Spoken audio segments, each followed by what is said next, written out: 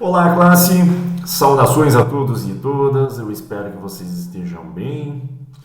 A aula de hoje encerra o nosso ciclo de conteúdo sobre eletroquímica. Finalmente, vamos falar sobre uma das figuras mais iluminadas, mais proeminentes e mais interessantes da história da ciência. Um dos meus cientistas favoritos, né? Além dele, eu já falei dele já desde o início da primeira aula, eu sei que eu falei isso, mas eu tenho alguns cientistas que eu gosto, né? O Ludwig Boltzmann, que é uma figura incrível, tem aí o Erwin Langmuir, que também é uma pessoa, um experimentalista e uma pessoa que tinha uma visão pragmática de como que as coisas aconteciam a nível atômico e molecular, também é uma outra figura incrível, mas a aula de hoje é sobre uma das figuras centrais da ciência, principalmente ciências naturais, né? Ciências da natureza, física, química. Né? Ele trouxe com os experimentos e com a linguagem extremamente simples, ele trouxe muitas ideias e muitos modelos e apesar de tudo, apesar de ter nascido há quase 2 séculos atrás, o que ele entendia como a natureza da matéria ainda é verificado, ainda é observado. Ele cunhou termos, demonstrou fenômenos, então é uma figura incrível, né? E essa figura incrível, eu já estou cantando essa pedra aí faz tempo, né? É o Faraday, o Michael Faraday. Vamos achar aqui a foto, esse simpático senhor com esse corte de cabelo moderno. Michael Faraday já é de 2 séculos atrás, e você já sabe provavelmente que ele fez um experimento que pela primeira vez na história da humanidade previu a existência do elétron, o que é crucial para o químico. Né? Quando você pega um livro de química, principalmente um livro de química do ensino fundamental, ensino médio, definições de química ficam descritas como algo como a ciência que estuda a matéria, a energia e suas transformações. Seria muito mais prático você falar, é a ciência que busca entender como que a eletrosfera é organizada e como que ela se comporta. A química, ela se preocupa muito mais com o comportamento dos elétrons do que com qualquer outra coisa no átomo. Tanto até que se você pegar um currículo de química, temas relacionados ao núcleo atômico compõem um pouco de toda a disciplina, de todo o curso de química como um todo. Tem até a área, é muito mais uma área da física o que é visto no núcleo do que da química em si. Embora tenha ali, claro, a parte de ressonância magnética nuclear e tal, mas nós químicos, né, não nos preocupamos tanto com o núcleo, mas e sim mais com os elétrons que estão distribuídos ao redor do núcleo. Tá? E mais incrível é que você provavelmente lembra lá da disciplina de Química Geral, que tinha aquela historinha da evolução dos modelos atômicos lá, Demócrito e Leucipo 4 a.C., blá blá blá blá blá blá, fala do Dalton, aí vai pro modelo de Rutherford, Bohr, Schrödinger, e assim por diante, né, para mais concepções mais modernas de como que é a distribuição dos elétrons. Mas esse termo, essa palavra elétron, já havia sido cunhado em outra época, e foi o Faraday que falou. Foi o Faraday que conseguiu, através de um experimento muito simples, predizer que aquilo que havia na corrente elétrica, que ele mesmo produzia, ele tinha... Pesquisa em Michael Faraday, pode ser uma Wikipédia da vida, você vai ver essa imagem de o disco de Faraday. Ele fez um protótipo de bobina, né, de dínamo, aí ele girava esse disco e isso gerava descargas elétricas. Então ele foi o primeiro, na verdade, olha só que loucura, agora mais para física, ele foi o primeiro a trazer a ideia de que junto com o campo elétrico, perpendicular a esse campo elétrico, tinha um campo magnético. Então isso fundamentou o eletromagnetismo, uma grande área da física, né? Então todo o eletromagnetismo tem o seu pilar, tem a sua pedra fundamental no Faraday. E o Faraday adorava fazer ensaios com eletricidade, que ele mesmo gerava ali, um geradorzinho estático. Aliás, esse protótipo, esse disco de Faraday, é um prelúdio do motor elétrico, que hoje é empregado aí em tecnologia em todos os setores da nossa economia, do nosso cotidiano, né? Desde o liquidificador, a um carro, a um elevador, tudo é movido a motor elétrico, ideia do Faraday.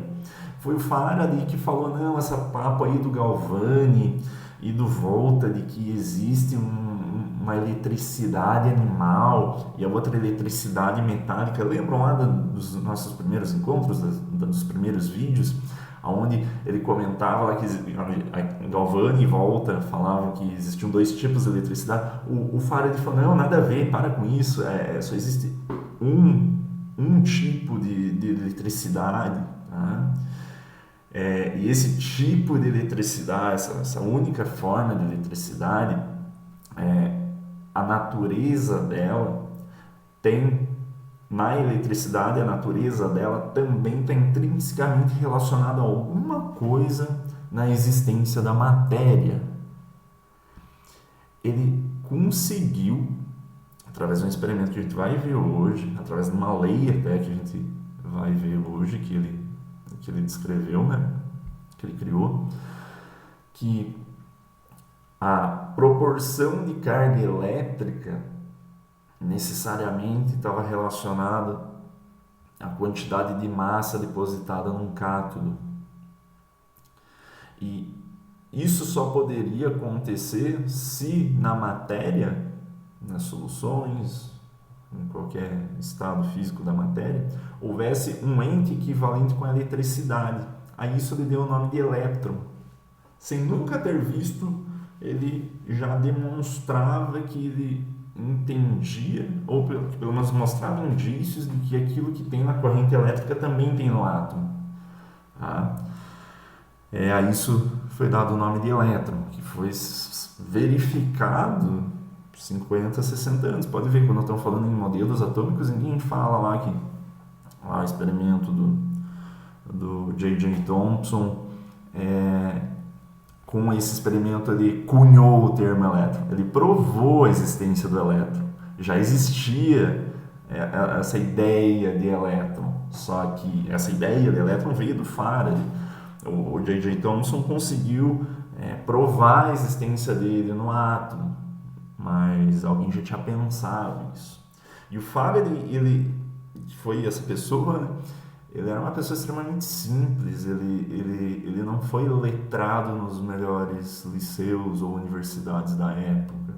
Era uma pessoa simples, até eu li um pouco da biografia dele, falava que o conhecimento algébrico dele não ia nada mais além aí do que relações trigonométricas simples, um triângulo retângulo. Ele não era um cara estudado em álgebra, em cálculo, não, nada disso. Ele era uma pessoa simples, e por ser tão simples, ele usava uma linguagem de fácil compreensão, e nos escritos dele, a forma como ele descrevia o experimento, o que acontecia e o que ele observava, ele escrevia isso de uma maneira tão minuciosa, mas tão simples, que as pessoas conseguiam ler e entender isso. As pessoas, estou falando dos outros cientistas da época, era palatável para entender aquilo que ele estava propondo ou descrevendo. Então, isso ajudou muito ele, ironicamente, a propagar as ideias. Hoje, por exemplo, se você pesquisar em Faraday e se digitar Journal também, você vai perceber que existe um dos principais periódicos da ciência, ali, compilado pelo pelo Royal Society, que é a Faraday Communications, ou seja, um jornal de expressão mundial na ciência, tanto da química quanto da física, leva até o nome do cara, né, Faraday. Então ele foi uma figura incrível, não poderia passar sem deixar de comentar isso, né? Então o Faraday, eu já vou falar sobre a lei dele, né? Mas antes de falar sobre a lei, no que se aplica, eu preciso lembrar uma coisinha para vocês, né? Aqui eu estou falando sobre células eletrolíticas. Vocês conseguem lembrar que no início eu até provavelmente deva ter chamado a atenção que existem as células químicas, as células práticas se dividem entre as galvânicas e as eletrolíticas. Então, são dois tipos específicos de células práticas e células químicas. Tá? Uma delas a gente já viu bastante, né? A célula galvânica, que tem como principal característica ser espontânea. Minha letra está horrível hoje, né? Ser espontânea. Ou seja, eu pego ali os eletrodos, monto aquela célula, coloco as soluções e ligo o circuito e espontaneamente a reação de oxidação e de redução vai acontecendo, a transferência de elétrons espontaneamente do ânodo para o cátodo. Tá? A célula eletrolítica, que é o escopo da aula de hoje, ela não é espontânea. Tá? Essa é uma das diferenças. Mas para que me serve uma célula galvânica e uma eletrolítica? A galvânica já está manjada, né? Você já entendeu que uma célula galvânica ela gera energia elétrica para você. É legal isso, né? Gera energia elétrica. Você pode fazer o que você quiser com a energia elétrica gerada por ela. Tem um interesse tecnológico muito legal aí atrás disso. Mas e a eletrolítica? Se não é espontânea, quer dizer então que eu tenho que forçar ela a acontecer. Quando que isso acontece? Bem, provavelmente nas últimas 24 horas você já operou uma célula eletrolítica. Eu acredito muito nisso. Por quê? Porque se você tem um celular aí na tua mão, você percebe que a bateria dele está gerando corrente elétrica para fazer funcionar o display, fazer funcionar a antena, fazer funcionar a internet, fazer funcionar tudo. Né? Então, você tem ali aquela bateria de íons lítio, essa bateria está gerando um fluxo de elétrons que você usa para iluminar o display da tela do teu celular, por exemplo. Então, a tua bateria do teu celular, se ela está gerando energia elétrica espontaneamente, ela é uma célula galvânica.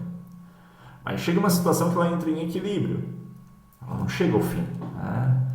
Ela atinge o equilíbrio, ou seja, aquele fluxo de elétrons ali não está gerando uma diferença potencial. Né? Então, uma diferença potencial nula, você não tem carga e você não consegue mais usar teu celular.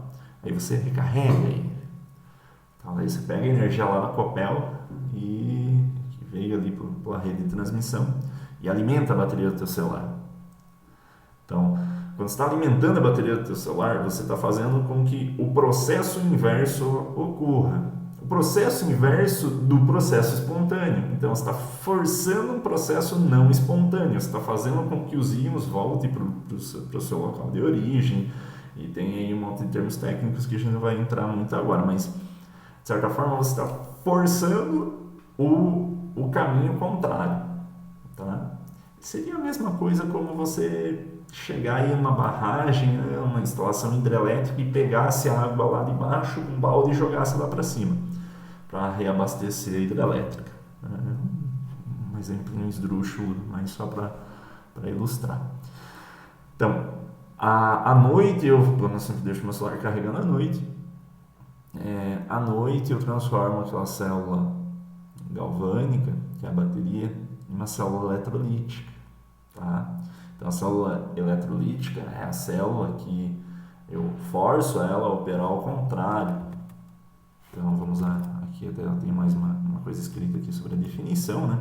Então essa célula eletrolítica é uma célula que também, tá, vai acontecer uma coisinha chamada eletrólise, tá? Então eu fiquei comentando ali sobre a diferença primordial, né, que a galvânica gera corrente, a eletrolítica eu preciso forçar, eu preciso inserir corrente nela, mas obviamente eu faço isso para que durante o dia no próximo dia eu fique usufruindo aí do meu celular, da minha bateria. É mais prático, né? Não preciso andar com um fio, né? Agora, tem outras coisas que podem ser práticas, podem ser úteis nessas células eletrolíticas. Como eu estou fazendo a coisa acontecer ao inverso, eu posso usar isso não somente para recarregar a bateria, que nesse caso, nesse exemplo que eu dei, é uma das coisas mais interessantes, mas eu posso fazer com que os íons se movimentem de uma forma contrária ao que aconteceria numa célula galvânica. Por isso que está escrito que a célula eletrolítica é uma célula eletroquímica na qual ocorre a eletrólise. Tá? Então, um dos principais efeitos e fenômenos da eletrólise, o próprio nome já diz, né? É fazer uma quebra. E não somente fazer muitas vezes a quebra, mas a gente vai ver aplicações tecnológicas aí, aplicações industriais para, por exemplo, fazer a eletrodeposição. Tá? Essa eletrodeposição se faz através de um processo de uma célula eletrolítica, onde eu preciso, além de ter uma solução superconcentrada, uma superfície que eu queira fazer um tratamento, eu preciso inserir muita corrente elétrica para fazer com que íons que estejam na solução ganhem elétrons e se reduzam, portanto, e essa redução vai acontecer preferencialmente numa superfície. Então fazer, por exemplo, a galvanização de um metal, a purificação do cobre, essas são formas de fazer a eletrólise.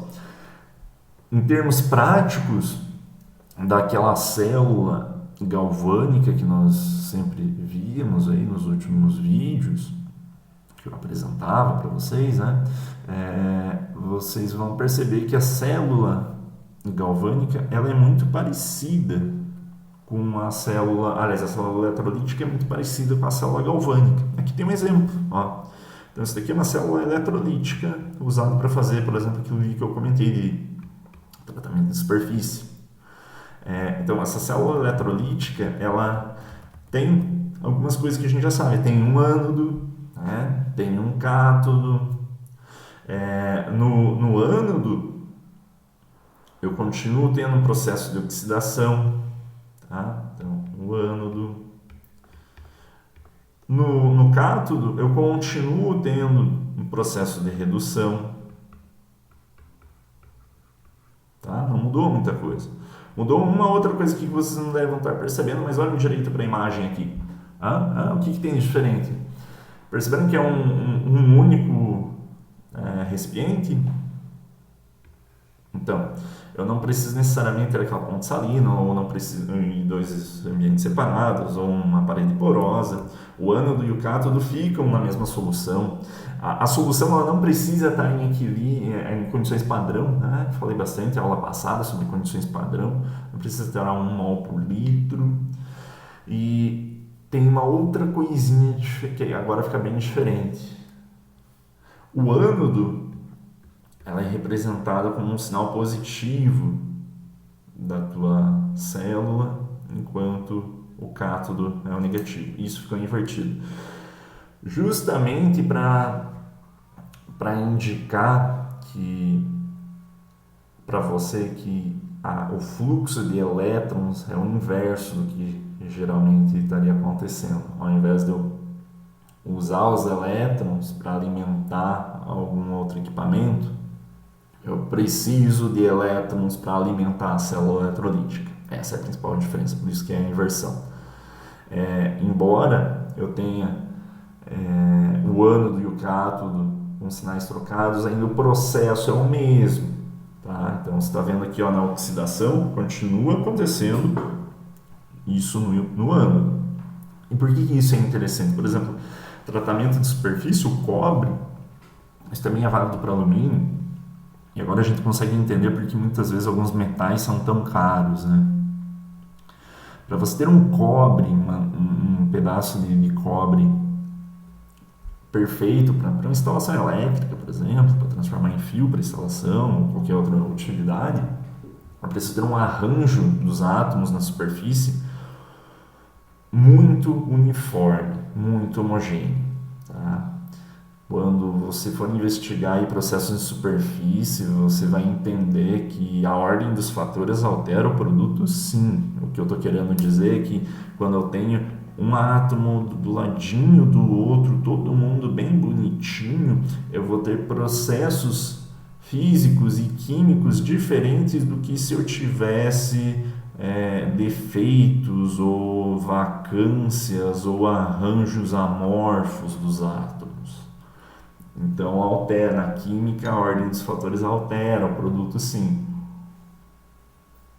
E muitas das vezes isso daqui é preferível do que isso daqui, tá? Ou seja, um arranjo bem alinhado das coisas. Eu, por exemplo, não vou ter tanta facilidade de degradação de uma superfície ou do processo de oxidação acontecendo numa superfície onde os átomos estão perfeitamente alinhados. Tá? Só para exemplificar aí o porquê que isso seria importante. A condução, né, de corrente elétrica, no caso de querer usar esse metal como condutor, ela vai ficar otimizada se todos os átomos estiverem alinhados. Então, para isso, muitas vezes é necessário fazer um tratamento de superfície.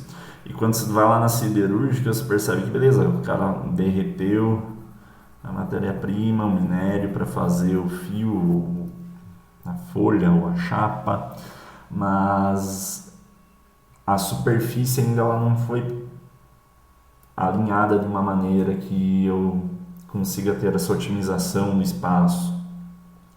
E nem existe como fazer isso por métodos físicos, por mais que eu lixe a superfície, tente polir, enfim, faça qualquer coisa, seria interessante ter uma forma atômica, em escala atômica de organização dessa superfície. A eletrólise faz isso. A eletrólise faz isso porque quando eu começo a fazer a deposição, e como que eu posso fazer uma deposição usando essa célula eletrolítica aqui? Se eu tiver um ânodo, e aí eu posso pegar um ânodo, aqui no caso do cobre em específico, tá? Eu pego o ânodo de cobre não tratado, pode ver aqui, tá até um ânodo meio fininho, né? Heterogêneo. Então eu posso pegar um pedaço de metal de cobre, coloco em uma solução geralmente ácida, até para ajudar aí com que o cobre saia do estado de oxidação zero e vá para o estado 2+, em solução. Tá? Então, quando o cobre está em solução, ele poderia ficar ali por muito tempo, mas tem um cátodo, que é a superfície que eu quero tratar. E aí, se eu inserir corrente elétrica, então, ou seja, aqui ó, eu coloco elétrons, os elétrons vão se dirigir sempre ao cátodo. Lembra lá que o fluxo dos elétrons continua a mesma coisa aqui, percebeu? E se os elétrons foram para o cátodo, que é aquela superfície que eu quero tratar, os íons que estão na solução, quem são eles? Os cobre 2+, vão se sentir atraídos pela superfície do metal. Tá? Quando isso acontece, os átomos aderem a essa superfície com uma atração eletrostática e ao encontrar ali essa alta densidade de elétrons, eles se reduzem. E isso vai acontecendo, vai fazendo com que os átomos, imagine aqui que você tem a superfície, tá, grosseiramente, então a superfície do cátodo, quando vem um átomo aqui e ocupa uma região, o próximo ele não vai vir aqui atrás dele, não, porque ele vai preferir uma região onde ele tenha um maior potencial eletrostático, ou seja, exatamente do lado. E aí eu vou conseguindo recobrir essa superfície. O desenho ficou feinho, eu sei, mas pelo menos ajuda você a entender, né, que eu estou falando. Então eu consigo alinhar os átomos e fazer uma superfície bem homogênea, bem uniforme. Ou seja, para fazer o tratamento de uma superfície eu preciso de muita eletricidade, tá? Essa muita eletricidade foi pela primeira vez, o quanto eu preciso de eletricidade foi proposta pela lei de Faraday da eletrólise. A lei de Faraday da eletrólise diz o seguinte, preconiza o seguinte: a quantidade do produto formado. Então, quantidade, o que é o produto formado ali? É a quantidade de cobre reduzido na superfície daquele metal, ou também, e que vai ser também proporcional ao reagente consumido. A quantidade do produto formado ou do reagente consumido por uma corrente elétrica é estequiometricamente equivalente à quantidade de elétrons fornecidos. Não é óbvio isso? Não é óbvio que se eu falei por esse tempo inteiro ali naquela explicação que esse processo está acontecendo, isso quer dizer que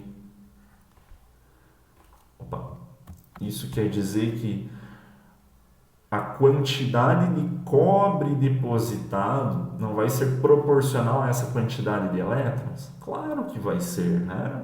Hoje é fácil, né? Porque é só olhar para trás e ver o que já foi escrito. Mas o Faraday naquela época foi o cara, né? Ele se ligou nisso. Então, por isso que a gente estuda ciência, né? Para ver como que os caras também conseguiram entender a natureza das coisas. Então, para cada um átomo de cobre, eu preciso de 2 elétrons. Porque o cobre é um cobre 2+. O estado de oxidação do cobre mais estável aí é o cobre 2+. Tem o cobre 1+, mas aqui a gente só está no cobre 2+. Então, para cada átomo de cobre, eu preciso de 2 elétrons. E isso vai me gerar um átomo de cobre 0. Então, como é que eu conto elétrons? Como é que eu vou conseguir uma forma de contabilizar elétrons se eu sei que é uma coisinha bem pequenininha que fica ali no átomo, que tem, se eu pegar o próton, o elétron é 1836 vezes menor, aí, por exemplo, a massa dele eu acho que é 1,6 vezes 10 a menos 34 quilogramas. Não existe uma balança que pese um elétron, né? Não existe. Não tem uma trena também que meça o elétron. Tá, ele até tem carga, mas é algo lá em menos 19 coulomb. Tá complicado. Agora, como é que eu vou calcular mol de elétron? Mol de outras coisas a gente já sabe, né? Mas mol de elétron é meio complicado. Lembra daquela aula lá que eu mostrei para vocês, onde tinha algumas conversões? Daí eu falei ampere, falei sobre coulomb, falei sobre joule, tinha umas razões aritméticas. Então é lá que está o segredo. Se você pegar aquilo lá ou aqui, né, você vai perceber que eu tenho como saber a quantidade de carga elétrica que se dá por uma determinada corrente em um determinado tempo.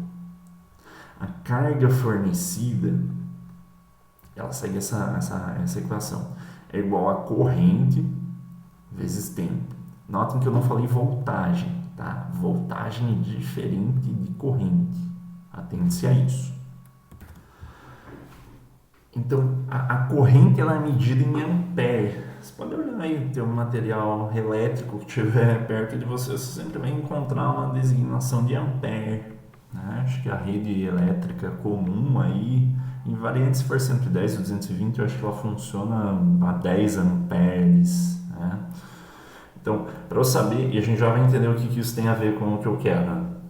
Então, por exemplo, eu pego isso aqui até é física clássica, né? Lembra lá no ensino médio, acho que o professor, dependendo da aula que você teve, o professor de física comentou sobre isso com você. A carga fornecida, ou seja, a quantidade de carga vai ser igual a corrente vezes o tempo, em segundos, tá? Então, aqui tem um exemplinho já para fazer, né? Então, se você tem uma corrente de 2 amperes passando aí por um meio durante 125 segundos, a carga fornecida, essa célula passando pela carga aqui, pela célula, é igual a esse produto, 2 vezes 125. Cuidado, ó, tempo é sempre em segundos, tá? Vai ter um exemplinho aqui, vai ter tempo em horas, em dias, né? Mas você sempre precisa converter para segundos. Porque essa corrente, né, é o fluxo de elétrons por segundo, né? Então você consegue, quanto mais você aumenta de um ou do outro, mais você aumenta o todo, né? Então, fazendo o produto aqui, você tem 250 amperes vezes segundo. 1 ampere vezes 1 segundo é igual a 1 coulomb. Isso é importante agora.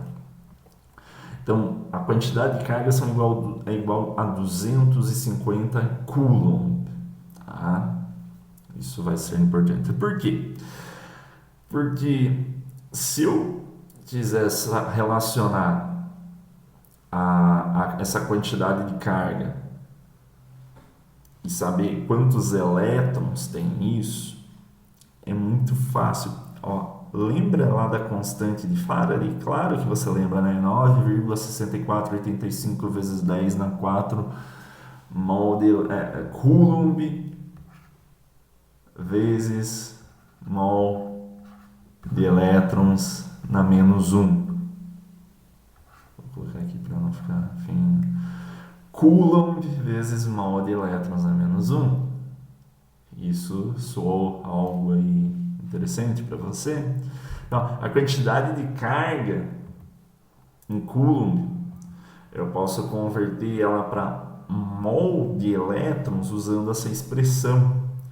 E aí fica simples, né? Você comparar aqui, ó, a equação 4, que relaciona aí a quantidade de carga com a constante de Faraday, com a equação 2, que é a quantidade de carga nominal para uma determinada corrente em um determinado tempo, eu consigo, igualando aí então a equação 2 com a equação 4, né? Os dois estão igual a um Q, a quantidade de carga, igualando 2 a 4, eu consigo expressar essa relação.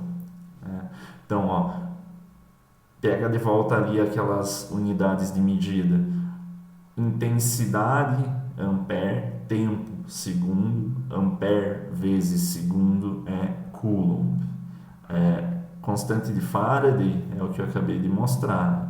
Coulomb vezes mol de elétrons. Coulomb vezes mol de elétrons. Na menos 1. Eu corto isso aqui com isso daqui e faço 1 sobre o mol de elétrons da menos 1. A recíproca disso eu vou ter a unidade do meu N vai ser em mol de elétrons. Então, se eu dividir a quantidade de carga que vem da corrente elétrica pela constante de Faraday, eu vou conseguir contar a quantidade de elétrons. Só que, claro, eu não vou ficar 1 elétron, 2 elétrons, 1 vezes 10 dá menos 4, 1 vezes 10 dá 14 elétrons, dá 15. Como elétron é uma coisa pequenininha, e químico gosta muito de expressar unidades em relação a mol, que é algo mais rotineiro, a gente vai transformar todas essas 6,023 vezes 10 a 23 unidades de elétrons em mol. Tá? Mas eu já tenho aqui o valor desse produto, intensidade vezes tempo dividido pela constante de Faraday, e vai me dar um número que é o número de mol de elétrons. Então, você pode procurar agora qual que é a intensidade, a amperagem aí da tua tomada, e você consegue expressar através dessa equação quantos mols de elétron você consegue por segundo. Tá? Por quê? Por que eu preciso saber mol de elétron, né? Se você já se perdeu nessa história. Olha aqui um exemplo. Naquela mesma célula ali que eu tinha falado sobre tratamento de superfície, de cobre 2+ para cobre 0, usando aquele mesmo esquema, tem uma perguntinha aqui que ajuda você a entender qual é a quantidade de cobre produzido se 4 mol de elétrons tivessem sido fornecidos à célula abaixo. Qual que é o pulo do gato aqui? É entender que você tem cobre 2+, mais 2 elétrons. Opa, errei. Vou colocar uma outra cor aqui, deixar mais bonitinho. Aqui, mais 2 elétrons. E isso vai fornecer, vou colocar aqui embaixo para ficar mais legal, cobre 0. Tá? Você entendeu? Então, para cada mol de cobre 2, você precisa de 2 mols de elétrons. Tá? Não é por causa que não tem um símbolo de um elemento químico que esse 2 não represente mol. Tá? Então, é 2 mol de quê? De elétron. Aqui no cobre é quanto? É 1 mol de cobre e aqui é 1 mol de cobre. Quando não tem nada, não preciso colocar 1. Aliás, quando é 1 só, não preciso colocar nada. Né? Subentende-se que tenha 1 ali. Mas quando tem um outro fator multiplicativo, quer dizer, mol daquela quantidade. A gente já sabe, isso é química geral. Né? Então, se eu percebo que para cada 2 mol de elétrons, isso aqui é quimicamente equivalente a 1 mol de cobre 0. Esse símbolo aqui, né? Sei lá, acho que é Libra, né? Em alguns livros texto aparece isso, no livro de química aparece, né? Não é meu signo do zodíaco, não. Mas é o símbolo da Libra. Tá? Eu não consigo fazer muito bem porque eu sou ruim aqui, faltei umas aulas no meu prézinho, não sou muito coordenado, mas isso é o símbolo da Libra, né, do signo do zodíaco, mas nos livros texto de química, isso quer dizer quimicamente equivalente. Tá? Mas por que não coloca igual? Porque se eu colocasse igual aqui, eu estaria falando que mol de elétron é a mesma coisa que mol de cobre. Não é. Elétron, cobre é cobre. Tá? Mas é quimicamente equivalente. Ou seja, é só estabelecido uma relação de proporção. É só para isso que esse quimicamente equivalente aqui, esse símbolo da Libra, significa. Tá? Então, para cada 2 eu vou ter 1. Se eu tenho 4, eu vou ter 2, né? Por uma questão lógica. A álgebra simples. Então, se eu tivesse 4 mol de elétron sendo suprido nesse sistema, eu já percebi que eu preciso, a cada 2 eu vou ter 1 mol de cobre. Então, se eu tivesse 4, eu vou ter 2 mol de cobre. Então, se eu pegar ali uma corrente elétrica e aplicar exatamente 4 mol de elétron, eu consigo 2 mol de cobre. Isso que eu acabei de mostrar. Então, a resposta, nem precisa ficar fazendo cálculo aqui, né? Logo a gente vai ter uns para fazer um pouquinho mais elaborados, mas é só para você criar esse raciocínio, né? Que uma coisa é proporcional à outra. Espero que você tenha pegado essa ideia, né? É simples, né? Um lá, mas o caso ali dos elétrons era um pouquinho mais.